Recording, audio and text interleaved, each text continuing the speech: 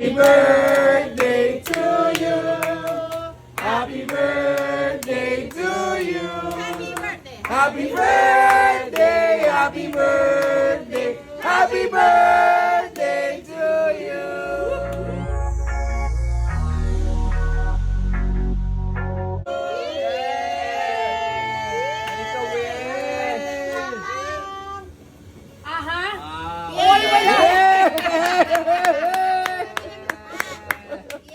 Masayang isinelebrate ni Lotlot de Leon ang kanyang ika-55th birthday. Sa kanyang birthday celebration ay nag-arkila sila ng isang private resort kung saan nga isinelebrate ang kanyang masayang birthday kasama ang kanyang pamilya. Kinantahan nga siya ng happy birthday at makikita nga itong si Lotlot na habang kinakantahan ng happy birthday ay napapasayaw pa nga siya. Enjoy nga siya na isineselebrate ang kanyang birthday. Palagi namang nakasaporta ang kanyang asawa na si Fadi sa kanyang asawang si Lotlot at masaya nga rin ito para sa kanya.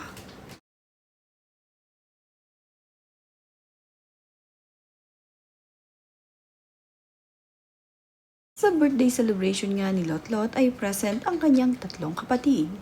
Nandito nga itong si Matet, Kiko at itong si Kenneth. Sa birthday nga ng kanilang ate ay hindi sila pwedeng mawala. Kasama nga sila nila Lotlot de Leon at ng kanyang pamilya sa isang private na resort na ito kung saan nga ginanap ang masayang birthday ni Lotlot. Napakasaya nga ni Lotlot sa kanyang birthday at bago nga siya mag-blow ng kanyang candle ay nag-wish nga itong si Lotlot. Ganito nga kasaya si Lotlot na isineselebrate ang kanyang ika-55th birthday.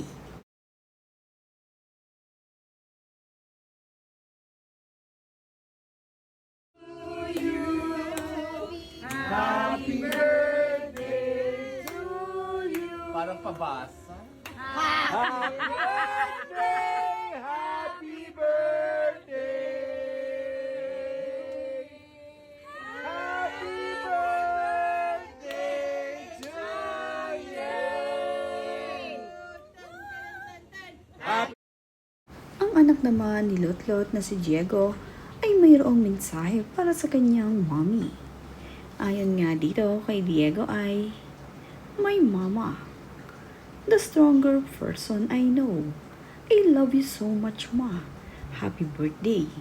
We are the luckiest always. Last week, Yaya watching over us. Always, hehe." Pinahagi nga rin ni Diego ang ilan sa mga batang larawan niya noong siya ay baby pa. At makikita dito na talaga namang itong si Lotlot ay talagang napakaganda noon pa man. Kamukha nga niya ang kanyang anak na si Diego. At si Diego nga ang kaisa-isang anak na lalaki ni Lotlot de Leon at nitong si Ramon Christopher.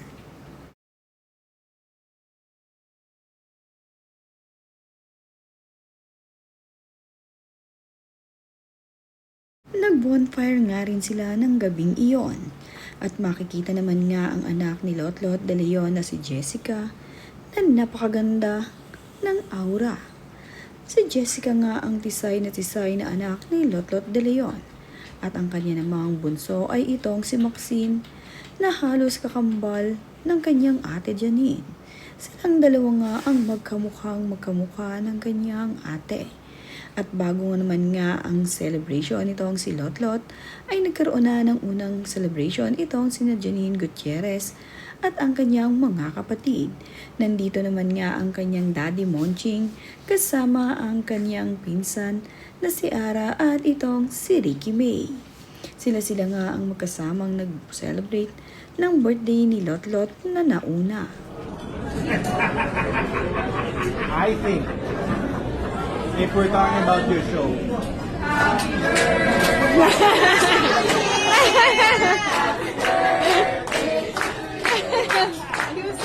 sino manghiram ng lighter sa birthday celebrant? Oh my God, Baba, take two. Birthday to you! Happy birthday to you! Happy birthday!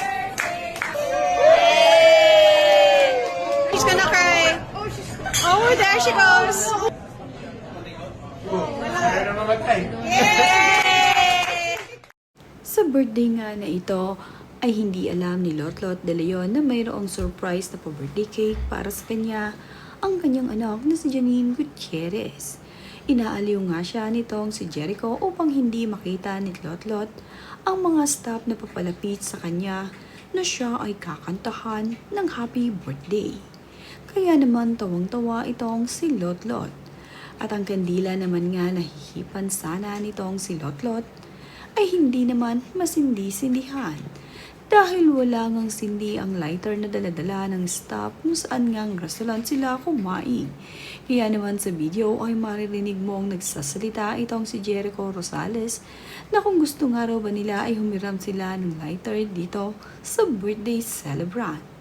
Kaya naman ganito na lamang ang tawa nitong si Lotlot de Leon sa sinabi ni Echo.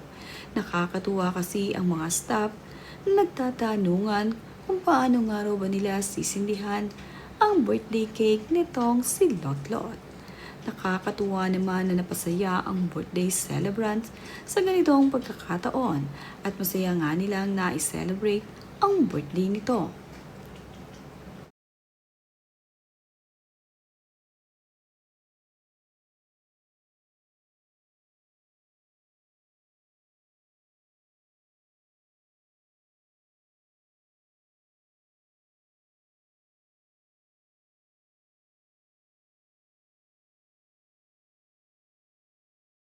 Ang mga anak ni Jackie Lou ay nandito sa birthday celebration ng kanilang tita Lotlot. Malapit din itong sina Ara Dabao at itong si Ricky May sa kanilang tita. Kaya naman sa ganitong birthday ay isinasama din sila at iniimbitahan ng kanyang mga pinsan. At habang nagwi-wish naman itong si Lotlot ay makikita na naging emotional ito at halos gusto nga nitong maiyak. Kitang-kita nga at damang-dama dito kay Lotlot ang kanyang birthday wish na talaga namang taimtim siyang nagwi-wish at naging emotional. Masaya naman itong si Lotlot na dahil hindi nga niya ina-expect ang ganitong birthday surprise para sa kanya ng kanyang mga anak. Kaya na lamang ganito ang pagiging emotional nitong si Lotlot.